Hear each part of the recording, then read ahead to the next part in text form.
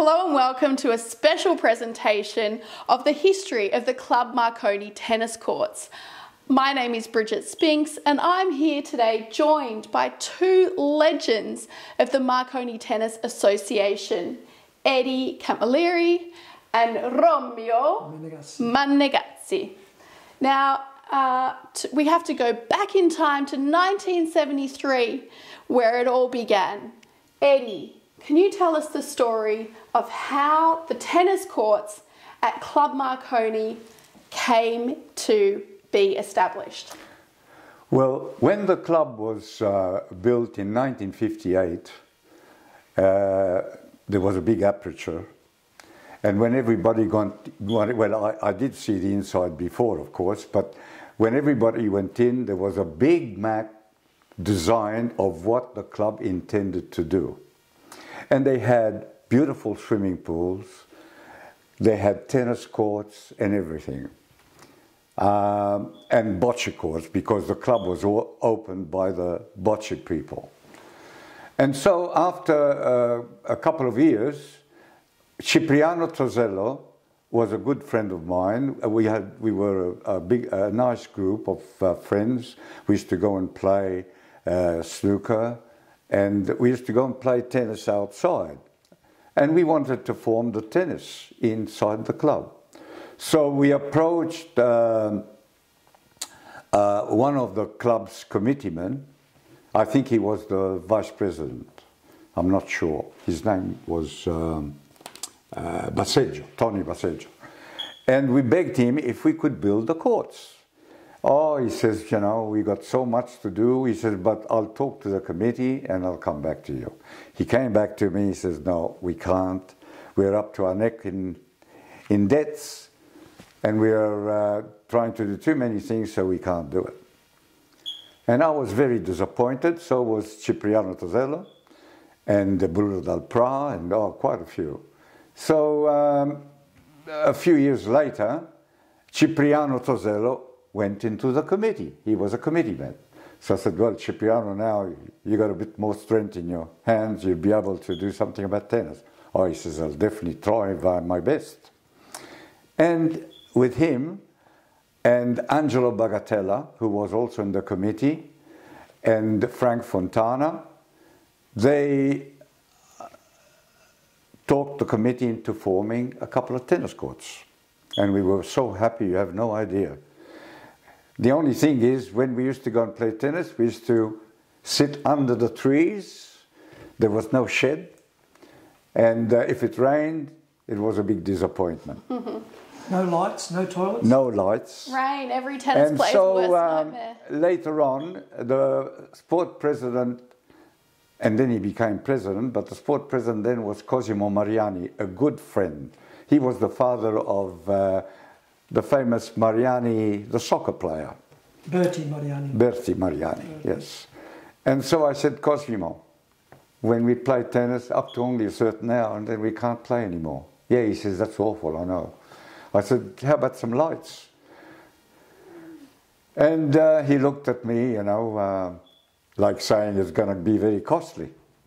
But he didn't mention that. So he said, look, leave it with me, I'll talk to the committee and see what we can do. And a couple of weeks later, he came and said, Eddie, he says, I've got some good news for you. We're going to put some lights. And they did some beautiful lights. We used to play even later on in the evening. And then we formed the Tennis Association. And we had quite a few tennis people. Well, Romeo was in it, but he wasn't a member of the club. There was Ophelia Attar, myself, Caesar Harms, and Jack Gardner, and formed the Marconi Tennis Association. And it was going pretty good. We made a lot of members, quite a few members. And then, of course, we decided to, because amongst us there was a friend called Romeo, young Romeo. Tony Romeo. The doctor's young brother. And he loved to play tennis. I loved to play tennis. Actually, I did win a couple of table tennis trophies. I never won any tennis trophies, but I won a couple of table tennis. And so we opened the tennis association, and we used to play in the bocce courts, which was covered, and they gave us a place to put table tennis tables. And we used to hold our tennis games there. And so we became as the Marconi Tennis and Table Tennis Association. And we were getting so many members. We received, we went to we reached 120 members, which was the biggest association of Club Marconi. And it was going pretty good. We used to then play the Coppa Italia, which was the cup map put in by the Italian ambassador, and it was for all the clubs Italian clubs in Sydney. There was the Apia Club, naturally Marconi, the Trieste Club, the Fogolar Furlan too. Yes, yes. Yeah, there was quite a few clubs. Puglia. Yeah, and so we had pretty good time, very good time. And with the Coppa Italia, we also used to play table tennis, and sometimes we used to play even volleyball. But the main part of the Coppa Italia was the tennis. And we won 3 times the Coppa Italia, which is a very big cup, exhibited still at Club Marconi. Well, I knew it was there. Whether they shifted and put it somewhere else, I don't know. But it used to be on the way into the bocce courts upstairs on the first floor. We have found 2 of them. Yeah. And yes, it was pretty good. I was the secretary there for quite a number of years. Romeo Menegazzi became, after we got him to be, what's the name, one of the club members, he was the captain. He was the captain for a number of years. And then, of course, when I resigned, because I was getting too old, I was in with the bocce before the tennis, and I also was a soccer reporter. So I did a lot with the youth centre of Club Marconi, which was a youth soccer section.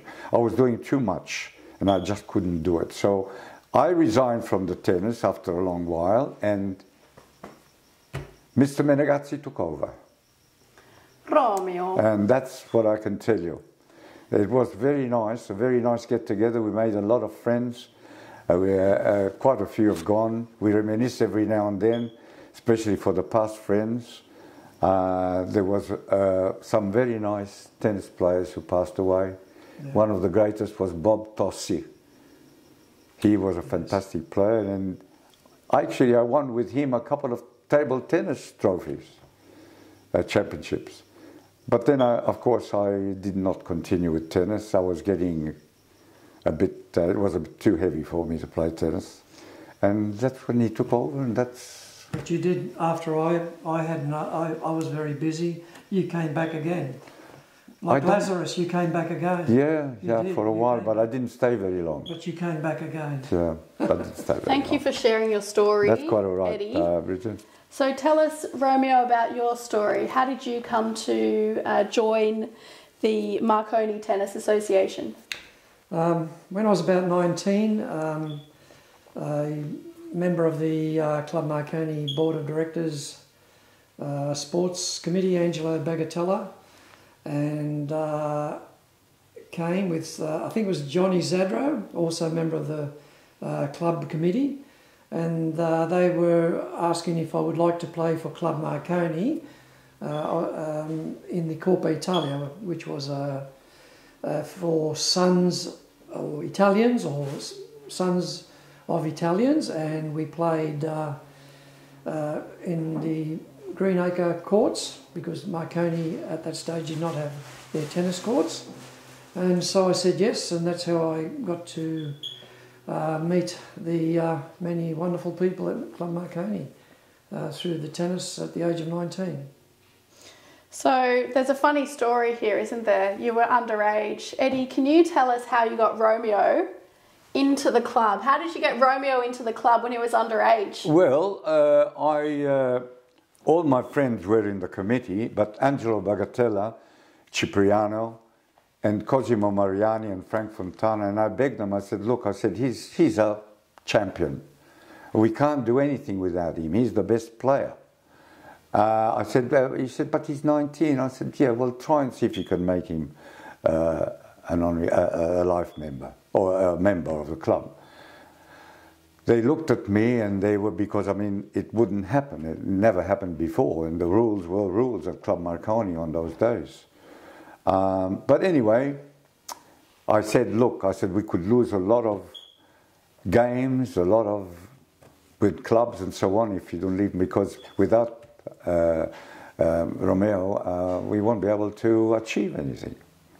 So they came back and they told me that they had passed it at the committee and they would have made him a member of the club, even if he wasn't 21.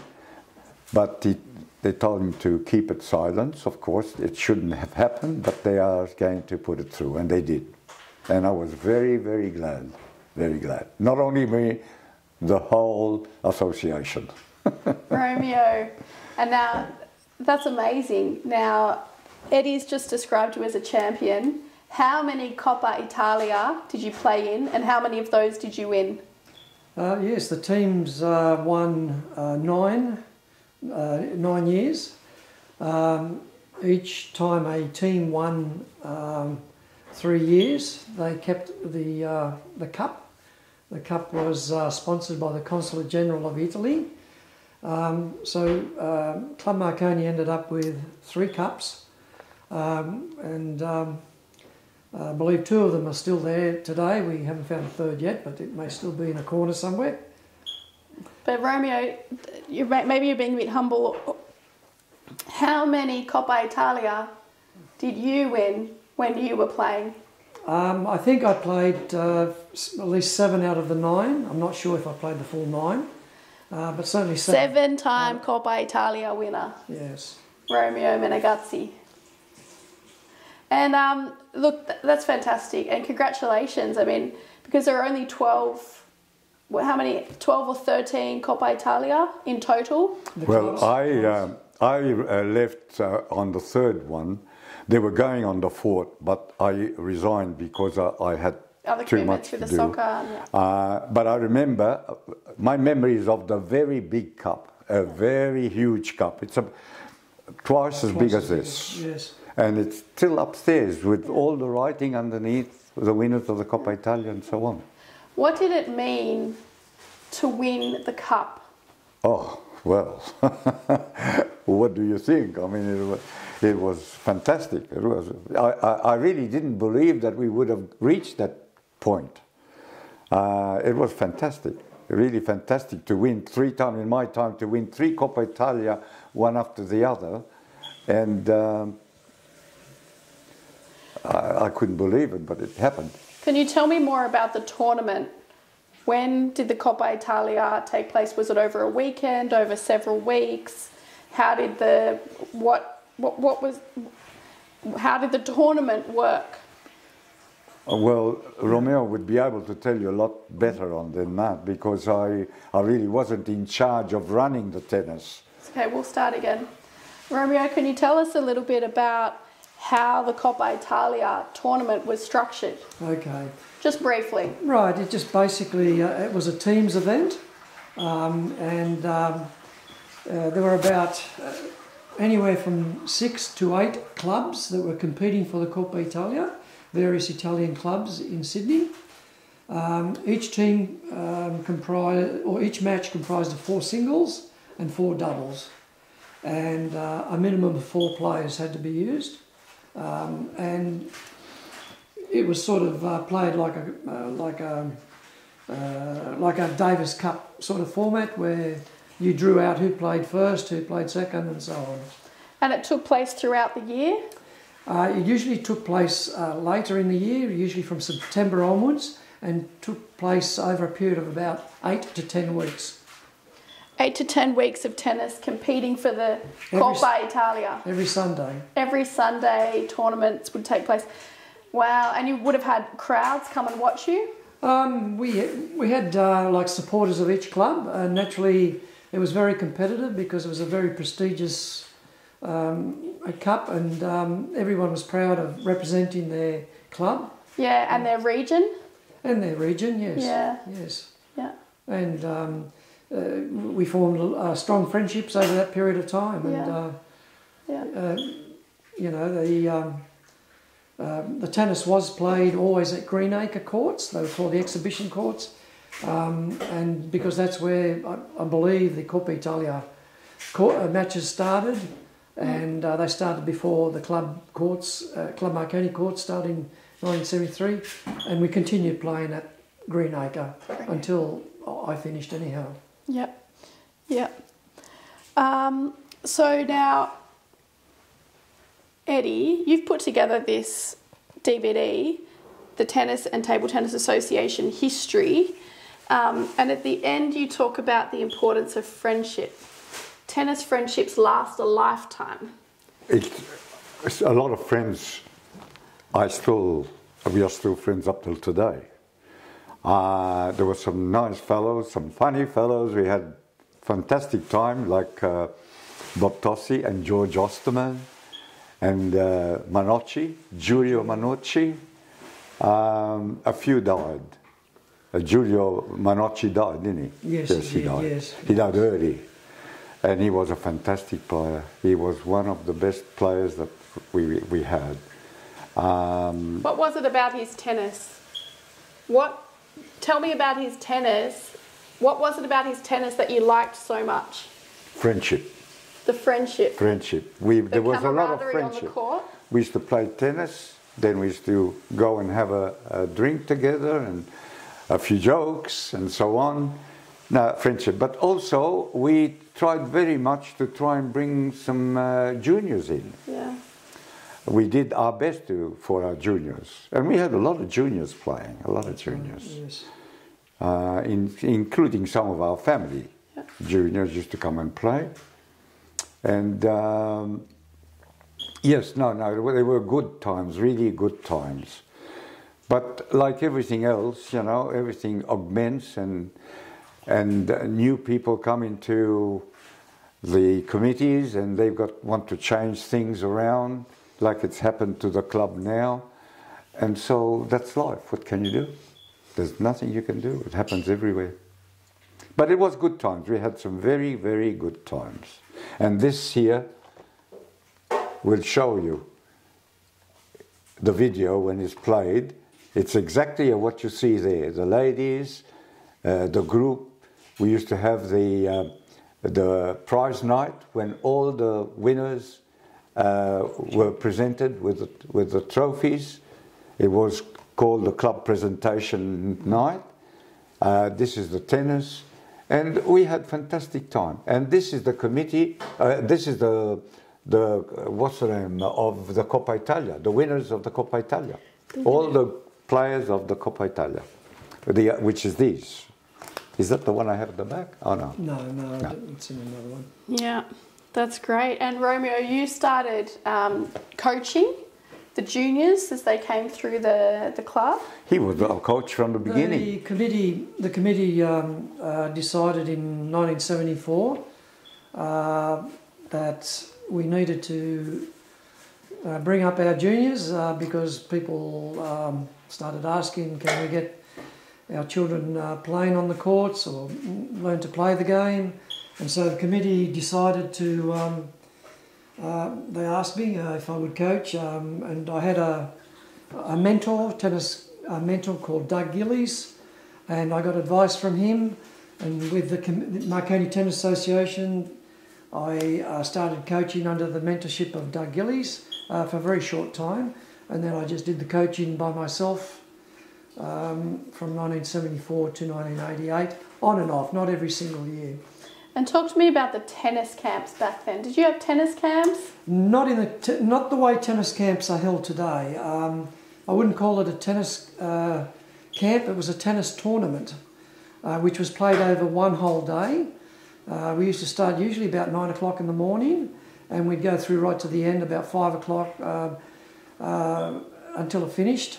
And it was a round robin double, so It was not elimination, and we gave everyone who turned up, all the juniors who turned up, we graded them as best we could, put them into 2 divisions, and they played tennis all day. They formed friendships with players they'd never seen before, people they'd never met, and naturally the parents and committee members like Eddie would come and help out with supervising, organising, and the club was also very good in providing trophies and usually a barbecue or lunch for the children and drinks. So the whole atmosphere was very friendly. Good. See, there was another competition we used to play once a year, and it was with the Veneto Club of Melbourne. And they used to come over one year, and we used to go over the following year with playing table tennis and tennis.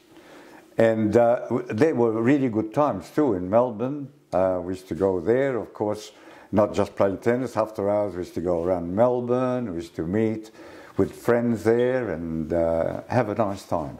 But they were good times too with the Veneto Club, yes, very good. The Veneto Social Club was a similar club to Marconi in that the club had tennis courts. They had their own tennis courts. They had their own tennis committees, and of course they had their bocce courts. So Marconi and Veneto Social Club formed a very strong bond playing these sports between each other.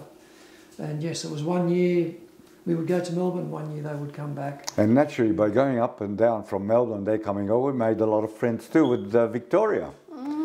Yeah, we made a lot of friends with Victoria. Yeah, they were nice times, very nice times. I'll always remember them. In 1976, our membership reached 120 members and growing. We were now battling to proper lights, the very same ones that we have today. They came slightly easier than our courts were built. Yeah, because like the courts were built in 73, but I believe you started begging for the courts in 1966. Yeah, and the first committee, you know, they built a club and they had a lot to do. There was a lot in the design of the club, what to proceed. There was a lot of things to be done, and I suppose they had other things prior to tennis courts. Could you take me back a bit? So I want to know about where you started playing tennis at someone's house. What was that bit you were telling me before? Oh, the we used to go acres? and play tennis in Fairfield, at tennis courts, when the club didn't have any tennis courts. Yeah. We were playing the tennis before the club was even built. Yeah, I want to ask the question again. Ruben, Sartor, Yeah. Provino. Okay, Yeah, so I'm just it's all in there.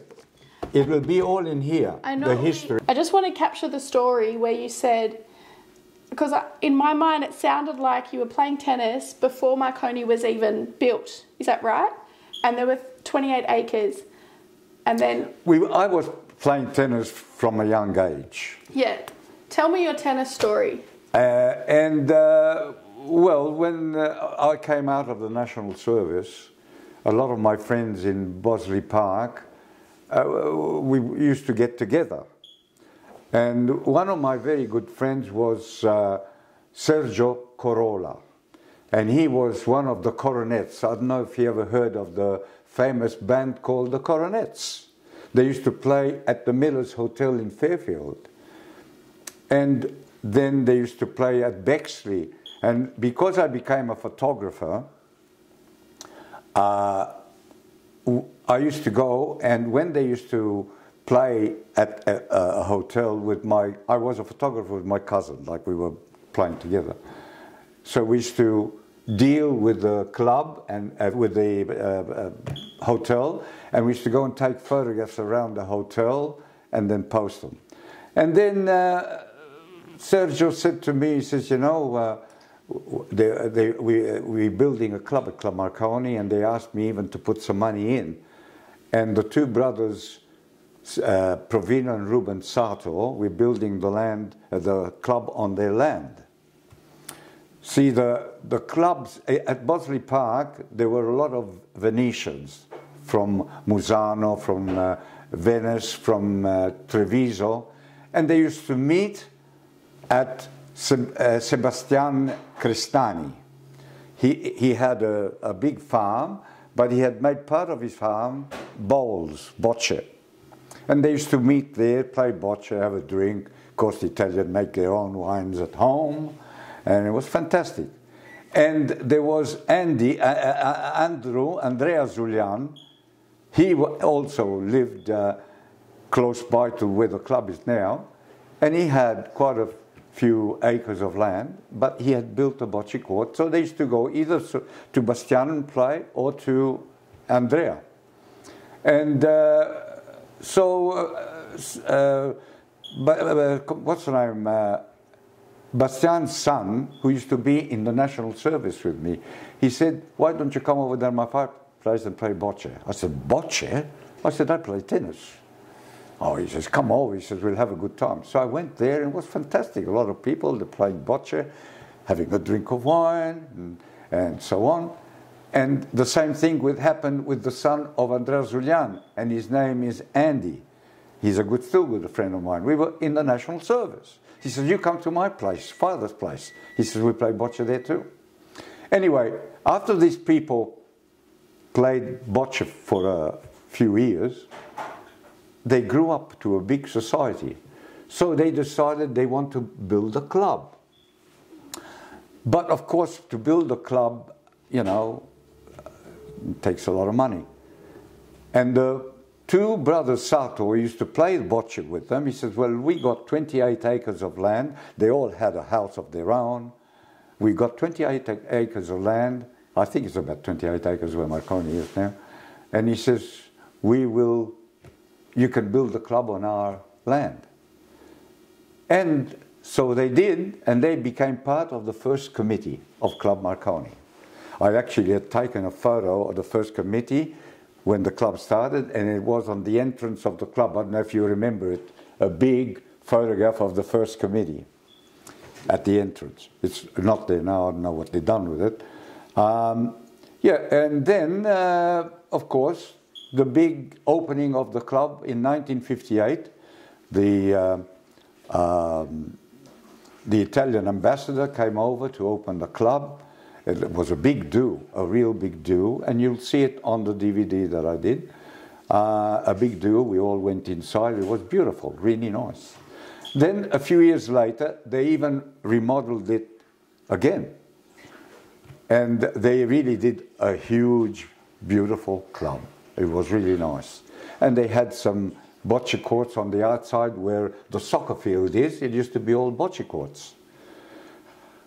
And then this is when I approached one of the committee men.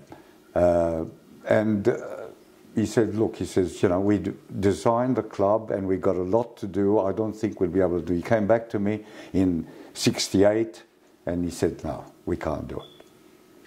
But then later on, and of course my friend Cipriano Tosello was with me when we used to play tennis, and he was with me when we approached the committee in the first place. So he was very upset. But later on, we voted him to go into the committee, and a few other friends. And that would have made it easier for us to have the courts built. And so the courts were built, and we were very happy that we finally got the tennis courts and we didn't have to go elsewhere to play. And I remember also in the beginning, Doug Gillis was a coach. And he used to coach you too. He had but then Doug Gillis left and he became the coach. But anyway, you know, we went on with the tennis, and then of course Cosimo Mariani later on built us our light, and it proceeded in the manner it is. But we had some very nice time. And you asked me if I remember some of the best people of the tennis. Well, to me, two fellows that we both think were some of the best, but they both died. They both passed away. Was Bob Tossi and Giulio Manocci. They were fantastic people. They helped us a lot, but they died at a young age. They passed away at a young age, and we still remember them. I still remember them. How would you describe their personality? How would you describe their personality? Very friendly, very cooperative, very friendly, always smiling, laughing. They were very nice friends, very nice friends. I'll remember them for the rest of my life. Were they doubles partners? Were they doubles partners? To playing? Yeah. No. They were singles? No, Bob Tossi used to be with George Osterman. Yeah. Who was Julio's partner? Could have been, sometimes it was his son, Romy. Yeah, that's right. Sometimes his son, and sometimes it was with I'm me. sorry, Or, I'm sorry, your- Bridget, but it's a long time ago. yeah. It's okay. So, you know, I can't remember. Julio was one of the... Julio and Bob and George Osterman were one of the early group of players that played Coppa Italia. Yeah. I'd be interested to know, what's the age difference between the two of you? Well, I'm going 87 this year. I'm going 72 this year. 15 years? Yes. Okay, so that's why you could identify That's when he why was 19, you know, you're in your 30s and you identified some talent in this young man. Well, without Romeo Menegazzi, we couldn't have achieved all the things that we achieved because he was our best player. I think you also went in the finals of the New South Wales, didn't you? No. No? But didn't you try? No, I didn't achieve any state ranking or anything. He was a well, he still is, I'd imagine, but he was a fantastic player. No, Nobody could beat him. Nobody could beat you. One of my happiest times was to play for the first time ever at the age of 15 it was. 16 it was, sorry. At White City on grass. Never played on grass, and I played doubles with other players from Fairfield. But this was before. He used to even train my son. Yes, that was a good thing. And my son nearly reached the New South Wales Junior. Really? And then, but then he gave it up for industrial design. So you trained a tennis player to be a top New South Wales junior? I coached a few players, but I'm not sure after they got to a stage where if they were really good, they sometimes went on to play elsewhere, or you know, depending on where they were living. Yeah. So I never sometimes kept in touch. Yeah. But I did get to know a lot of the families over the years because they brought their children, and then also the children of the children. So in those days, I think life was a little bit calmer, slower, and you had more time to get to know the families. So it was a more family-oriented environment at the tennis courts. It wasn't that you had to be number one or number two in the world. There wasn't that drive to... not that I would have ever stopped anyone to have that drive, but my philosophy was enjoy the game. If you enjoy the game, you'll play for a lifetime. Yeah. Oh, that's beautiful. If you enjoy the game, you'll play for a lifetime. And tell me, maybe lastly, or I'm just thinking about how we can wrap it up. Is there anything that I've missed? Me personally, Just give me a theme. Okay. What's the theme, and I'll ask the you a volunteers and the Okay. participants. So can you just tell me a little bit more about the spirit of... Tell me about the spirit of the Club Marconi, the families, the volunteers. Well, they were all families from the beginning, volunteers and families. My wife's mother was a chef at Club Marconi for 30 years from the beginning. And because we used to have a lot of different Functions and events. carnivals and so on. It was nice. It was really, really nice. But of course, like everything else, when it grows bigger and bigger, you know, the things that were done in the beginning, they get changed. Well, things evolve. Things evolve as well, you know, and as people get older, Yeah, exactly.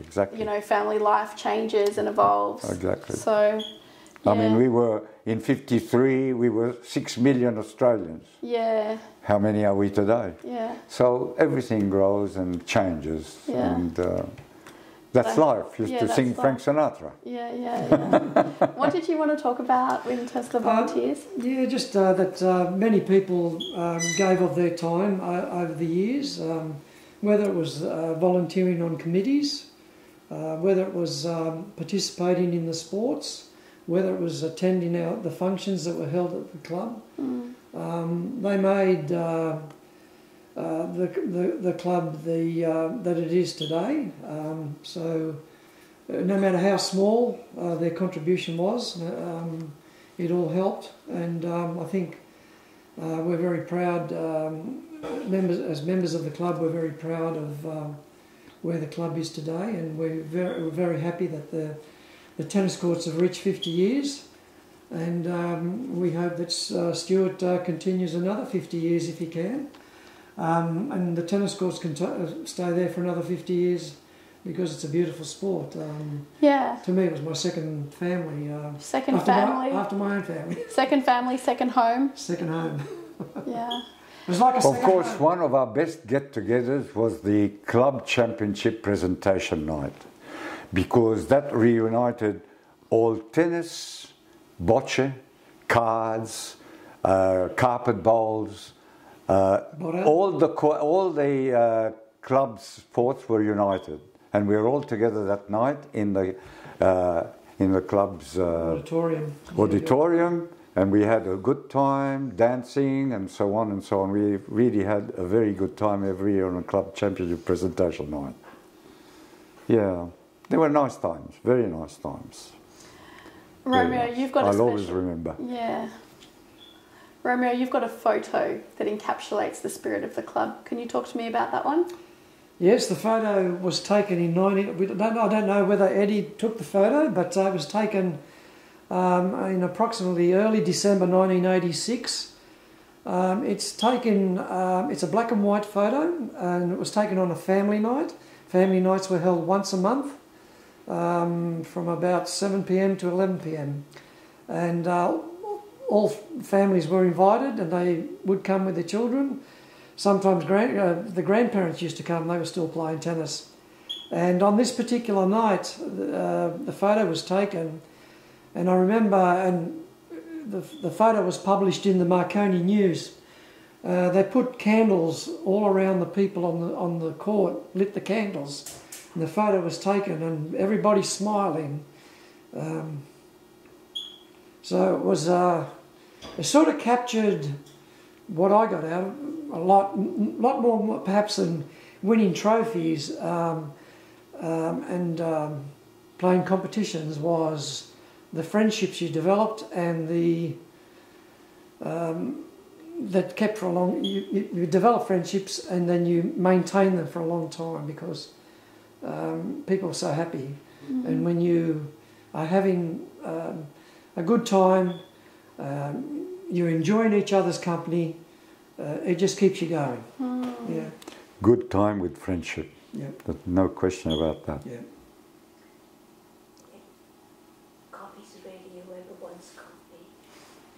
We might have to wrap up the presentation there. We could talk for hours with these two gentlemen, these legends of the club. Thank you for joining us, and everyone's welcome to come down to the courts any day of the week, day or night. Marconi Tennis Academy tennis courts started 50 years ago with the Marconi Tennis Association. They're still going today, and as Eddie said in his DVD, may there be another 50 years of tennis friendship.